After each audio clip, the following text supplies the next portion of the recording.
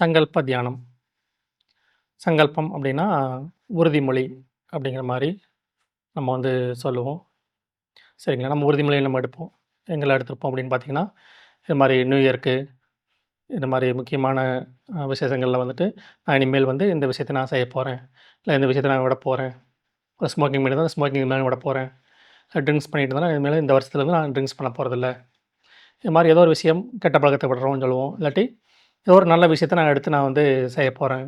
இன்னையிலேருந்து நான் வந்து ஆ ஒரு நல்ல புஸ்தகங்கள் படிக்க போறேன். இது மாரி நல்ல விஷயங்கள ஒண்ணு எடுக்கிறதா இருக்கலாம். இல்ல கெட்ட விஷயங்கள விடுகிறதா இருக்கலாம். அதுக்கு நம்ம உறுதிமொழி வந்து ஒரு குறிப்பிட்ட நாள்ல வந்து நம்ம பண்ணுவோம். அதேபோல உறுதிமொழிகள் வேற எங்க நம்ம எடுக்கிறோம் பார்த்தீங்கன்னா, இந்த மாரி ஸ்கூல்ஸ்ல, காலேஜ்ல நம்ம பிரேயர் டைம்ல வந்து உறுதிமொழி அப்படிங்கிற எடுப்போம்.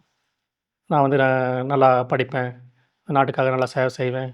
அந்த மாரி உண்மையா இருப்பேன் அப்படிங்கிற மாரி சில உறுதிமொழிகள் நம்ம வந்து எடுத்திருப்போம்.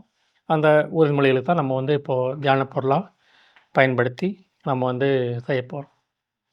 அது எதுக்கு செய்யணும் அப்படின்னு பார்த்தீங்கன்னா, நம்ம நெறைய விஷயங்கள் நம்ம வந்து செஞ்சிருப்போம். உதாரணமா உடல் எக்சர்சைஸ் செஞ்சிருப்போம். ஒரு டயட் ஃபாலோ பண்ணியிருப்போம் நமக்காக. நல்ல குணங்கள் இருக்கணும்னு நம்ம முயற்சி பண்ணியிருப்போம்.